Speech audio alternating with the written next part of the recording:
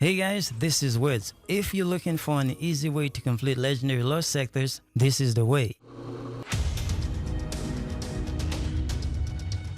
Thank you guys for tuning in to the channel, and I am not a Mandalorian from the Star Wars show, but this is the way. Enough Star Wars Mandalorian reference. We are happy to know that the Witherhoard grenade launcher is back in action after Bungie locked it for a week because it was bugged. If you don't have the Witherhoard grenade launcher, that's okay. I will give you some alternatives loadout, that way you can still do the lost sector. So here's what you need. Number one, you need to be at the right power level. The recommendation for legendary lost sector is 1250 power level, but you can be lower than that and still get it done. I am currently at power level 1240 and I still get wrecked. The enemies hit really hard, so make sure you are at the right power level. Number two, you need a decent build, preferably a Stasis build because it's fun. And it's fun. Seriously, it's really good, but you can try other subclasses. However, I will show you what kind of build I'm running, and it's nothing really special. Number three, the weapon loadout that I recommend includes but not limited to the Witherhoard,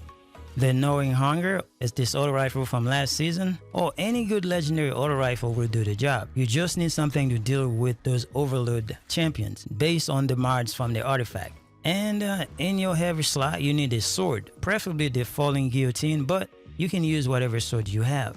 And number four, you need patience. You need to learn how the lost sector flows to get comfortable with it, so don't expect to get it done the first time. And finally, know that you have 15 minutes and you have 3 revives. This means you can die as many times as you have revives. And when you run out of revives, you wipe. But fortunately for you, every time you kill a champion, you get 1 revive for free. That means kill those champions. Also, check out the lost sector in the beginning so you know exactly what kind of champions you're dealing with and the modifiers that are in play. Most of the times it's overload and barrier champions that I have noticed. Alright, now it's time to show you the build that I'm running. Alright guys, now first let's look at the subclass. Alright. Let's look at those. I'm just gonna go over those really quick so you see. The grenade that I'm running is the Dustfield grenade. This one allows you to stun the champion. So it says a grenade that shatters on impact, leaving behind a field that slows targets and freezes those who do not leave the volume. So this is very good to freeze the champion and then kill them with your sword. Now of course I have the Ice Sphere bolt. So most people have the same thing. And then for the fragments, I am running the Whisper of Hedrons, and then I am also running the Whisper of Shards, and I am running the Whisper of Bonds. Those are the 3, but it doesn't really matter. It's you gotta use whichever one that you like and whatever works best for you. So that's it for all this. So we're not gonna go over this too much because this is gonna be a user preference. Now the weapons, as I mentioned before, the Witherhoard.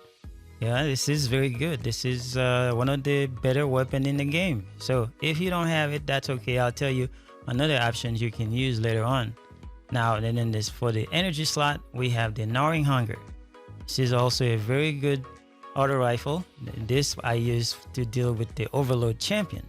So perks doesn't really matter. It just, you need something to deal with the champions.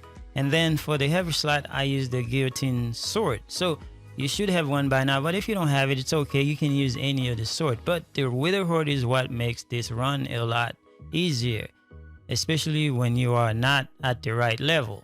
So that's what you need to do. And as far as the alternative, I also completed this run with the No Time to Explain, and then I also use the Achilles, and I also use the sword. You can do that too. So it's whatever you want. You need something to do with the overload champion. That's the most important part of it. But if you don't have the Witherhoard again, I mean, you can use this and you can stay in the back and then just shoot everything and stuff like that. Deal with them like that.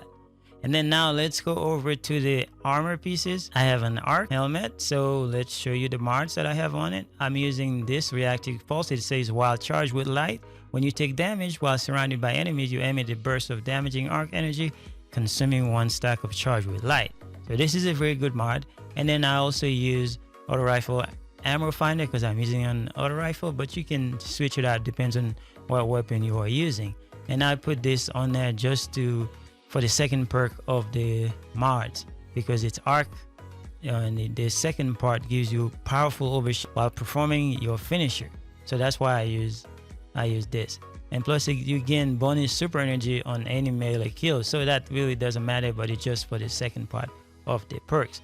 And then I also run the discipline mod, that way I can have my grenade as fast or as much as possible. So but you can run whatever you want on that part. And then for the gauntlets, again, this is gonna be a choice, but I'm running this one and I put supercharge on it because you get 2 additional stacks of charge with light, up to a maximum of 5, but normally you will have 4 unless you add some other mods to get you 5, but you will get 4.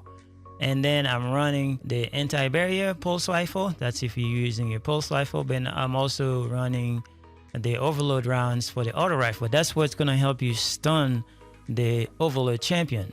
But it's not the only thing that can stun the overload champion. You can also use the stasis grenade, the dust field grenade, the one I showed you in the beginning, to stun the champion. This is going to be key to trying to make this work, but you need an alternative to stun the champion, and that's why you have that overload auto rifle. And then yeah, it's whatever you have. And then for the chest piece, I'm running taking charge. I love this mod because I think it's probably the easier way to become charged with light in the game, because there's always orbs around. You can always pick one up and then you become charged with light very easily. But you know, you can use weapons to get charged with light, but I add this one on there because it's really good. And then I run the concussive dampener to reduce incoming area of effect damage from combatants, because you're gonna have this a lot in any of the lost sector that you use. You're gonna have that a lot. So if you can find a way to put this on, make sure you use that.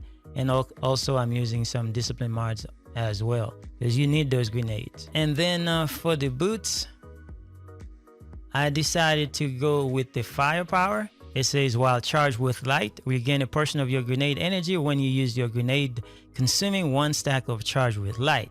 This is very good. Whenever you throw it, you get a part of your grenade back. And you know, if you have 4, then you can throw it 4 times whenever you had the grenade until you consume the charge with light. And then I decided to run this, replenish health each time you pick up an orb. But you know, you can just find whatever options, whatever amount of energy that you have on that piece of gear, then that's what you use.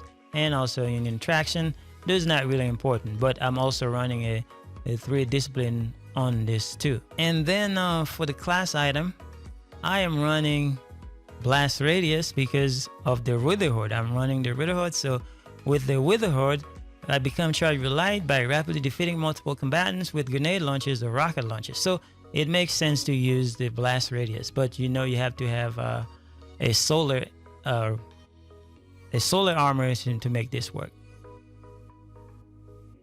And then of course I'm running the Surge Eater, so it recharge your grenade ability whenever you or a member of your fire team disrupt a champion. So every time you disrupt a champion, then you'll get your grenade back. And then I'm also running this from the artifact mod. It's the solar and stasis grenade. It causes disruption, delaying ability regeneration and lowering combatant damage output, and then it's strong against overload champions. That's the stasis grenade, and that's why I use the dust field grenade. That one is very, very good because you know, it just sucks the enemy in, and then it also freezes the champion, and then you can just go in with your sword and slash the hell out of him. And then also I'm running, you know, the discipline mod. You got to have as much discipline that you can, that way you can just use those grenades to stun the champion when you can't use your auto rifle. It's easier that way. And as you see, I have 91 discipline, and that's what I've been running, and it's all right. If I find better pieces, I can try to make it to 100 so I can get the grenade a lot faster. But there's a lot of things in the build that is going on that makes it, you know, very good to deal with the you know, end game content. So another thing I need to mention about this, some of the stuff that I'm using. So this one right here, it's a shattering stasis crystal, temporarily boosts your grenade recharge rate, shattering additional stasis crystal, increase the duration of this benefit. And then you have +10 resilience for using this fragment. So this works pretty good. And also this one, and the Whisper of Hedron, you get a bonus to weapon damage after freezing a target with stasis. So every time I freeze the boss and I use my weapon to do damage, I got like 10 seconds to do extra damage to the boss. So this is very good. That's for weapon damage. And then the last one, Whisper of Bones, it says when you defeat a frozen target with your weapons, you are granted super energy. Although you lose 10 intellect and 10 discipline, but it's the benefit that you get for using it. So it's not that bad. So you can use it. Again, like I said in the beginning, for those, you can use whatever you want, whatever, is going to make you happy and whatever works best for you. And that is it for the build, guys. I know this is a warlock build, but the concept is the same. So as long as you have the weapons, you can get those lost sector done as fast as possible and as efficient as possible. So all right, so that's it for the build. I will also let the rest of the video run, that way you see how the run go. It wasn't a clean run, but that's the run that I get. I've done it multiple times, but I decided to upload this one to show you that yeah, you can still get wrecked and you can still get it done.